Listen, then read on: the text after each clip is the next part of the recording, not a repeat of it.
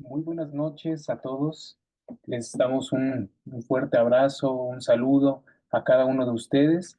Y bueno, pues esperemos que estén disfrutando de este ciclo de conferencias gratuitas, la Semana del Aprendizaje 2024. Reciban un fuerte abrazo también de parte del maestro Rubén Abdo, Ascar Camacho, que les envía, y bueno, de todo el equipo de Ascar Camacho Ramírez y Asociados. Este ciclo de conferencias ha tenido la bendición, la oportunidad, el privilegio de recibir a nuestra querida amiga, la doctora Georgina Salazar, que ha estado con nosotros desde el primer día, ¿verdad? Y bueno, ya es el tercer día que nos alimenta con estas ponencias tan interesantes sobre el idioma, sobre la lengua. Y el día de hoy ella va a exponer sobre quiénes intervienen sobre la lengua, un tema muy interesante. Así que, doctora Georgina, le agradecemos nuevamente haber aceptado esta invitación y le dejamos aquí con todo el tiempo para que pueda realizar su ponencia. Muchas gracias. Por favor, muchas gracias a usted. Muy buenas noches a todos. Por si no estuvieron en las ponencias anteriores, mi nombre es Georgina Salazar, soy licenciada en lenguas extranjeras, traductora de inglés a español, profesora de inglés como lengua extranjera. Trabajo en lo que son traducciones y también en la educación, tanto pública como privada, en mi país y en el extranjero también. Bueno, en esta tercera ponencia, como bien lo dijo hace un momento, es el tema de quiénes intervienen en la lengua.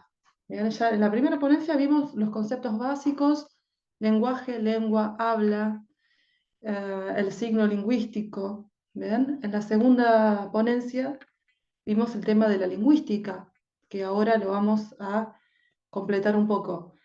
¿Qué es la lingüística? Decíamos ayer, es el estudio del habla, de la lengua. ¿Bien? Dijimos, bueno, que la diferencia entre lenguaje y habla era que, entre lenguaje y lengua, era que el lenguaje era el elemento utilizado, la capacidad de los seres humanos, que también podrían ser animales, también podría ser una computadora la que tenga la capacidad, de comunicarse mediante un conjunto de signos. ¿Bien?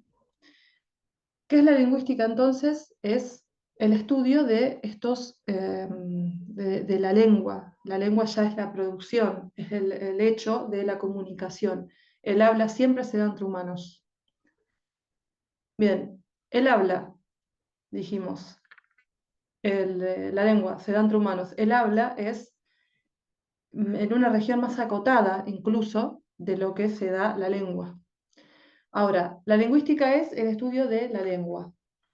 Ayer veíamos el tema de las distintas ramas de la lingüística, como por ejemplo tenemos la ortografía, la gramática. En la ortografía es un poquito más nueva, que ahora la vamos a ver en el tema de intervención.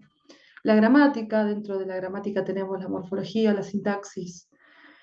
Tenemos la fonética, la fonología, que habíamos dicho que la diferencia era que la fonética es como un conjunto de reglas, algo más anatómico de la posición de la lengua, de la garganta a la hora de pronunciar ciertos sonidos. Teníamos unos símbolos determinados para poder saber cómo se pronuncian los distintos signos de los distintos, sí, los distintos signos de los idiomas.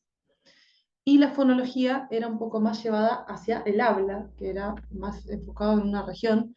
Por ejemplo, decir que la S se pronuncia distinto en lo que es el español de España que en Argentina o en México. ¿Bien? Eso ya es fonología. Bien, dijimos también en la ponencia de ayer el tema de la lingüística aplicada. ¿Bien? Porque venimos de toda la teorización, dijimos que, bueno, que el fundador de la lingüística era Saussure, que es el que delimitó lo que era un signo, el signo lingüístico, ¿bien? Que era la mínima unidad de significado dentro de un idioma, el cual tiene un significado y un significante. Uno es el significado es el concepto mental que uno tiene cuando escucha un sonido, determinado sonido, o cuando lee determinada palabra, y el significante vendría a ser la forma de esa palabra o también la pronunciación que tiene. Y eso me lleva al significado en la mente. ¿Bien? Ahora, teníamos todas esas partes de esas ramas de la lingüística, pero ¿en qué yo la aplicaba? ¿Cuándo la aplicaba? Teníamos dos tipos de lingüística, una que era la aplicada y otra que era la descriptiva. La descriptiva es meramente el estudio, ¿bien? La palabra dice la descripción, o sea, yo analizo cómo evoluciona la lingüística, cómo evolucionan los idiomas, la historia, cómo se fue deformando con el tiempo, ¿bien? Porque dijimos que los idiomas son dinámicos, no son estáticos. Aunque se pretende, ahora vamos a ver el tema de intervención, que se pretende que mantener, vamos a decir, una pureza del idioma, ¿bien? Y por otro lado, la aplicada, que es la que vimos ayer, que es en la que yo uso toda esa teoría para por ejemplo, la enseñanza, para aplicarla en la enseñanza. Yo delimito todo, clasifico toda una gramática, toda una fonética, ¿bien? Toda una sintaxis para poder yo enseñar o aprender un idioma. ¿Bien? Esa es la diferencia entre la aplicada y la descriptiva. Hoy vengo a traer otro concepto más, que es el de glotopolítica.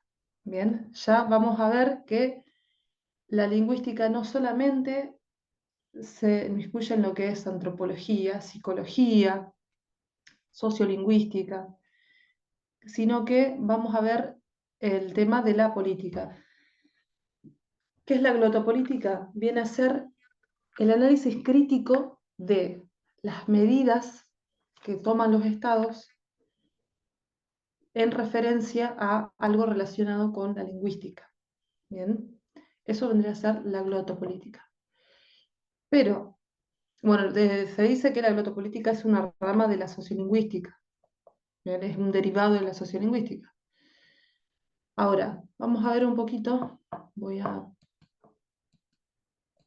bueno, está más decir que el glotopolítica viene, bueno, de glotos, que ahora lo vamos a ver, del griego glotos, que significa lengua. Bien, ahora les voy a compartir los orígenes, un poco las clasificaciones para entender un poquito la intervención, que vamos a hablar en particular del idioma castellano. Vamos a ver un poquitito cómo se llega hasta ahí.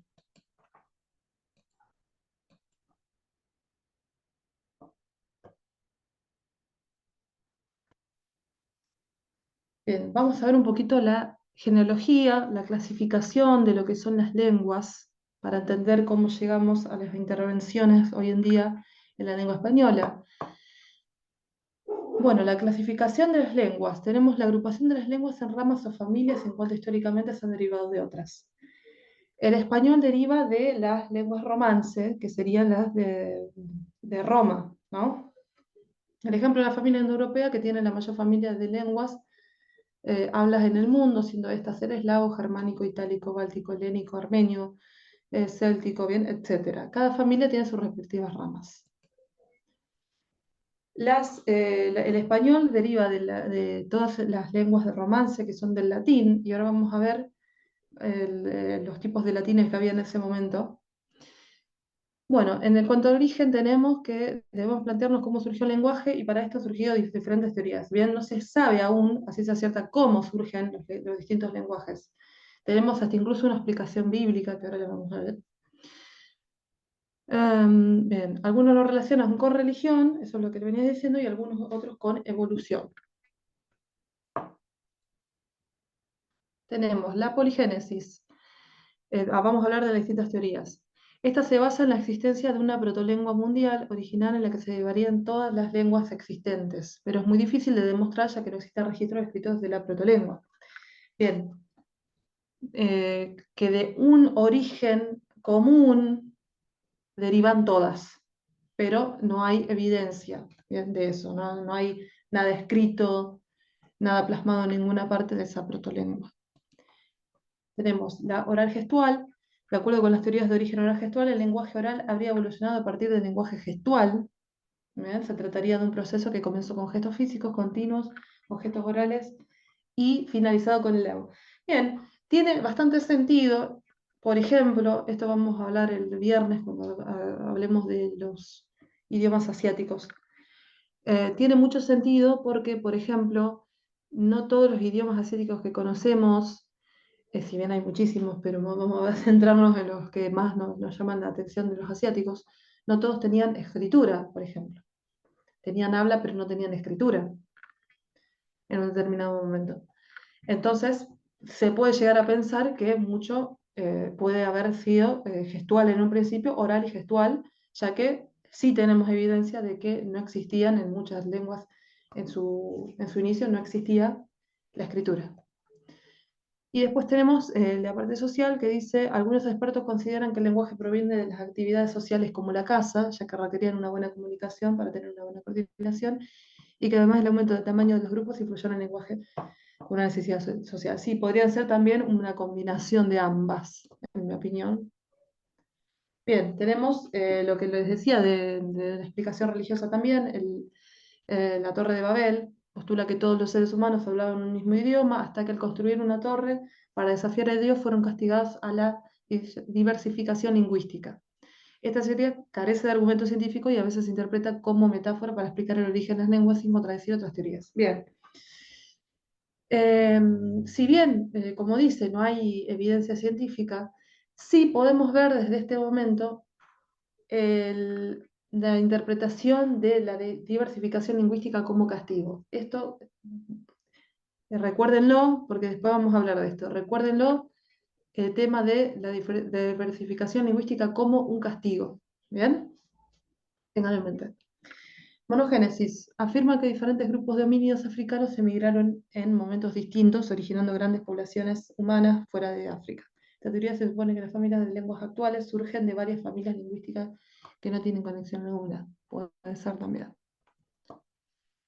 Y bueno, después dice realidad. Existe evidencia de comunicación desde hace 70.000 años aproximadamente expresada en pinturas rupestres, imágenes, esculturas, etc.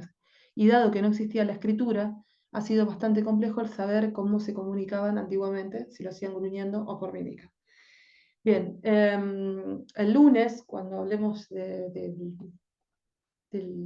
Hanyu, que es el idioma chino, vamos a ver cómo fueron evolucionando los Hanzi, que son los caracteres chinos, y vamos a ver cómo los primeros eran prácticamente pinturas rupestres que se fueron complejizando con el tiempo para representar una idea más compleja, pero empezaron siendo prácticamente pinturas rupestres. Bien, nosotros pensamos que la teoría de la poligénesis podría ser la más acertada debido a dos razones. Una misma lengua original utilizada por muchos hablantes que se expandieron fuera del lugar en donde se hablaba inicialmente, la lengua aprendida por las personas ajenas a cierta comunidad y que al aprenderla la mezclaron en la propia, sí, también pasa mucho con las zonas, ¿bien? También los dialectos. En cualquiera de los casos, la lengua sufría cambios hasta que ya no quedara rastro de la primera lengua, tal y como pasa con el latín y las lenguas romances. Bien, el español es una lengua romance. Bien, teníamos en el latín, ahora vamos a ver un poquito el origen del español. Teníamos dos clases de latín, teníamos el latín clásico y el latín vulgar. Bien, la palabra vulgar hoy en día tiene una connotación negativa. Bueno, un poquito lo era desde el principio también. Vulgar viene de vulgo, de pueblo. Era el latín menos sofisticado, vamos a decir. Y el otro latín era el latín eh, con prestigio. ¿Bien? ¿Por qué les dije antes? Presten atención en esto de por qué dice que es un castigo la Torre de Babel. ¿Por qué la diversificación lingüística es un castigo? Porque tiene una connotación negativa. Bueno, esa connotación negativa va a seguir así durante toda la historia, prácticamente. ¿Bien? Vamos a ver un poquito lo que nos tenemos que focalizar hoy, que es el origen del español. A diferencia de la lengua en general, el español sí tiene un origen claro. Si recuerdan la clasificación de las lenguas de hace rato, recordarán las familias indoeuropeas que serán muy importantes para explicar el español. De esta familia tomaremos las lenguas itálicas, que eran varias lenguas que se hablaban en la región de Italia antes de la expansión del Imperio Romano. Bien, todas son romances. Las lenguas itálicas tienen idiomas como el umbro, osco, vestino y el latín, que será el más importante de todos y del que hablaremos. Bien, el latín, dijimos, recuerdan, había dos clases. A algunos ya le podrá sonar el latín y para los que no, el latín es la lengua flexiva itálica y se caracteriza por su claridad y precisión. Bueno, acá viene lo que yo les decía. Existen dos tipos de latín. El culto, que era el usado por los literatos conforme a todas las leyes estilísticas de la época y se escribía como tal. Y el vulgar, que era el mismo lenguaje pero hablado por el pueblo. Bien, vulgo viene del pueblo. Y casi no se escribía, pero el casi no tenía el vocabulario como palabras de mal de culto y las transformó. Bien. Ahora vamos a hablar un poquito de cómo fue el origen. Bien, todo viene de que en un momento, viene lo que es la Edad Moderna, después del descubrimiento de América, cuando empezó la imprenta, cuando empezó la imprenta, o sea, se imprimía todo en lo que era el latín clásico, bien, no en el latín vulgar, en el latín clásico. Entonces, cuando llegaban a España, se pasaban al latín vulgar y del latín vulgar se pasaban al clásico. Entonces, bueno, ahora seguramente lo vamos a leer, pero el rey Fernando X de Castilla se le ocurrió una idea, que fue una decisión glotopolítica, que venía definiendo antes, de o sea, estandarizar bien el castellano de Castilla y empezar a utilizarlo en las impresiones. El latín vulgar se expandió a través de Europa gracias al Imperio Romano, que lo imponían a medida que incrementaba su imperio, y tiempo después, cuando el imperio se desintegraba, comenzaban a salir las lenguas romances románicas locales que se habían desarrollado con anterioridad en el habla. Bien, el español era una de esas lenguas. Una de estas lenguas romances fue el español que se originó en Castilla, por el norte de España. Pero con el tiempo ese latín evolucionó en diversas regiones. Después de la caída del Imperio Romano, bizantino, el castellano se consolidó como una lengua distinta, con sus propias características gramaticales, léxicas y fonéticas. Bien, ahí es cuando se empieza a usar el décimo, empezó a estandarizar el castellano para poder darle una identidad, vamos a decir, a Castilla. Fue un acto completamente político. ¿Bien? Y ahora, hablando del origen de las lenguas y del origen del español y cómo esta decisión política hizo que de todas las lenguas que había en ese momento, ¿bien? Si por ejemplo agarramos lo que es el francés de esa época, el inglés de esa época, la única que entenderíamos hoy en día sería la de español. ¿Por qué? Porque se estandarizó en ese momento, se clasificó, se regularizó desde ese momento hasta el día de hoy. ¿Cómo se logra eso? Bueno, en ese caso fue una decisión política, pero además,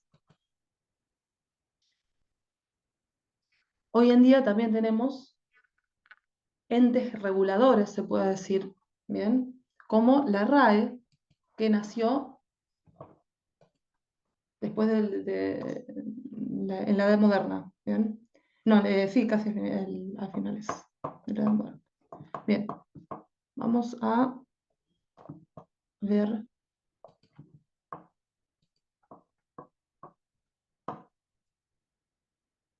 hablando de lo que es la intervención en el idioma.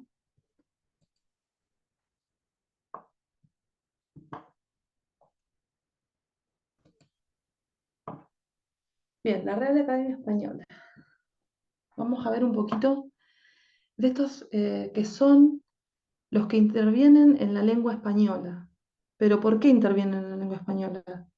Bien, acá vamos a ver otros actos políticos.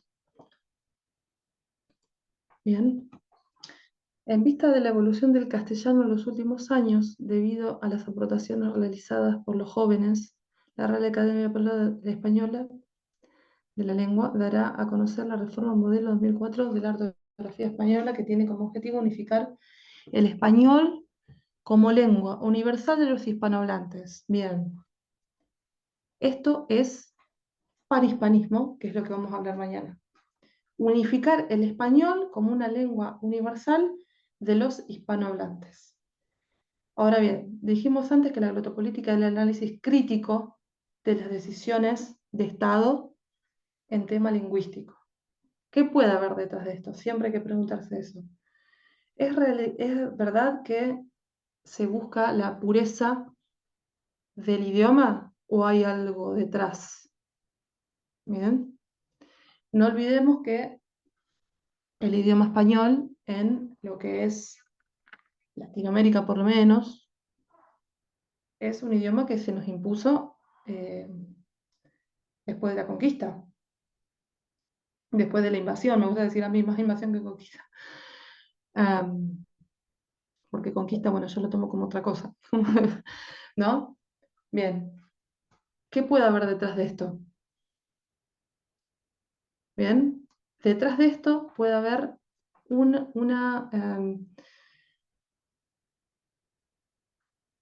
intención de continuidad de poder, vamos a decir. Bien. Las decisiones lingüísticas muchas veces tienen que ver con las divisiones de poderes. Bien. Ayer hablábamos de lo que eran, por ejemplo, las segundas lenguas y las lenguas extranjeras. ¿Por qué yo tengo que hablar así? Yo, por ejemplo, como pasa, no sé, en Paraguay, que si bien el español es el idioma oficial, yo tal vez en mi casa hablo guaraní, ¿bien? ¿Por qué yo tengo que aprender esa segunda lengua? ¿Bien? Hay una suerte de poder económico elitista muchas veces, como lo es la Real Academia de la Lengua Española. ¿Por qué digo elitista? Porque es una entidad normativa, ¿bien? Es una entidad normativa que, o sea, que sea normativa significa que te dice qué es lo correcto y qué es lo incorrecto en la lengua. ¿Bien? Hace mucho enfoque en la gramática, hace mucho enfoque en la ortografía. Dijimos que las ramas de la lingüística que eran normativas, eso lo dijimos ayer, eran la gramática, especialmente la ortografía. Y si se ponen a pensar, eso tiene un trasfondo elitista. ¿Bien? ¿Por qué? Porque me está excluyendo, o sea, me está poniendo una regla de sofisticación de la lengua, ¿bien? Y una lengua que es de menor calidad. Eso es lo que les decía con el tema del prestigio. El latín, fíjense de qué época estamos hablando, había un latín que era más prestigioso que otro. El latín clásico era más prestigioso. El latín vulgar era del pueblo, era vulgar. ¿Bien? En este caso también va a haber un español de prestigio, que va a ser de quienes, de la gente con mejor educación, con la gente con mejor posición económica. ¿Bien? Y sobre todo, de tener esta regulación desde lo que es la corona española. ¿Bien? Seguimos con el tema de la corona española. Bien, después se será una enmienda, aunque la RAE de vez en cuando vaya aceptando nuevas incorporaciones, decía, como haciéndole caso a los jóvenes, ¿no? Aún así, uno tiene que prácticamente preguntarle a la RAE si algo está bien, cuando en realidad la, la lengua es dinámica, ¿bien? y la lengua se describe, no se prescribe. En cambio, nosotros tenemos estos entes que son de prescripción. Bien. También, además de la RAE, existen otros entes, como por ejemplo el Instituto Cervantes, la SALE, ¿bien? La Asociación de Lengua Española, que era, vamos a decir, como una extensión de la RAE en Latinoamérica, ¿bien? Para ser más precisos, en Bogotá.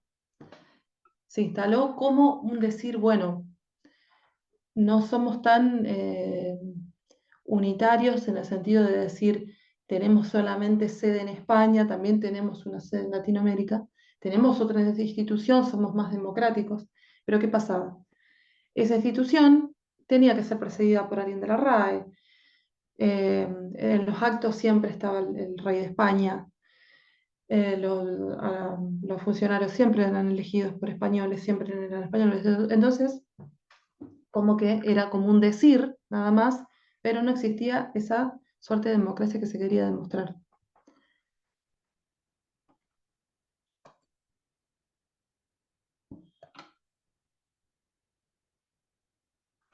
Bien, acá habla un poco del tema de las reformas últimas del 2000, que habla, bueno, de la supresión de las diferentes letras, C, Q y K, ¿no? Como que cómo se podría decir con la K, para decirlo de acá, será asumido por esta letra, ¿bien?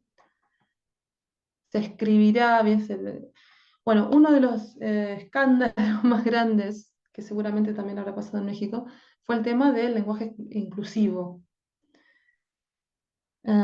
Como que ahí se empezó a discutir un poquito y se empezó a hablar más de estos entes reguladores, de si estaba bien pedirle permiso em, o uno ser el que haga, que uno el que pide permiso o es uno el que hace la lengua. ¿Bien? Uno es el que vive la lengua, no hay que pedir permiso supuestamente. Ahora bien, sí es verdad también que se pierde, ¿no? Con el tiempo y sobre todo con la globalización se pierde mucha identidad. Pero, ¿es la identidad real o es una identidad imperialista también? ¿Bien? Esa también es otra que desde la glotopolítica hay que hacer crítica. ¿Bien? Bueno, acá ven cómo se escriben las palabras con letras. Bien, estas letras tenían un sentido en algún momento y en lo que son la fonología española tienen más sentido, tienen más diferencia que en nuestro español latinoamericano. Bien, desaparecerá la doble C y será reemplazada por la X. Bien, ese tipo de cosas. Bueno, en el tema de lo que es el lenguaje inclusivo, que también es otra decisión glotopolítica, la única diferencia que no es tal vez tomada por el Estado en sí, sino por activistas, ¿bien? Y en todo caso el Estado sí acepta este tipo de políticas dentro de las instituciones públicas, también es un acto político, porque es una intervención también.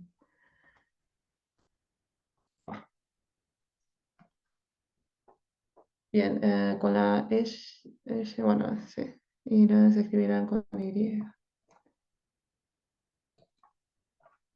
Bien, en cuanto a lo que decía la RAE del lenguaje inclusivo, decía que, bueno, que no lo aceptaba porque tenía como una incongruencia gramatical, bien, como que no, como que el O no era neutro, no, el E, perdón, no era neutro, por ejemplo, en la palabra presidente, la E esa no significaba que sea neutro, sino que significaba que era masculino. Entonces, no estaría bien pensarlo como un sujeto neutro, entonces estaba teorizando mal la parte gramatical del lenguaje inclusivo. Aún así y todo, se aceptó, por ejemplo, en mi país, en el gobierno anterior, sí se permitió que se utilice en lo que son los entes públicos del Estado, por ejemplo, en facultades, se podía usar también en las instituciones del Estado en general. Nadie, o sea, nadie estaba obligado a usarla, pero tampoco se podía sancionar al que lo haga. Bien, uno tenía, por ejemplo, la posibilidad de utilizar el lenguaje inclusivo, no sé, en un ejemplo. Bueno, mañana continuamos con el tema del panhispanismo, que vamos a ver un poco cuáles son las consecuencias de esta intervención de las instituciones normalizadoras, como la RAE, ASALE y el Instituto Cervantes, y también cómo son las intervenciones dentro de otros idiomas como en el inglés, en cuanto a la desgregación de los latinos. ¿Bien? Bueno, muchas gracias a todos. Gracias a usted, doctora Georgina. Que pasen muy buena noche. Muchas gracias. Adiós, muchas gracias. Bye, bye.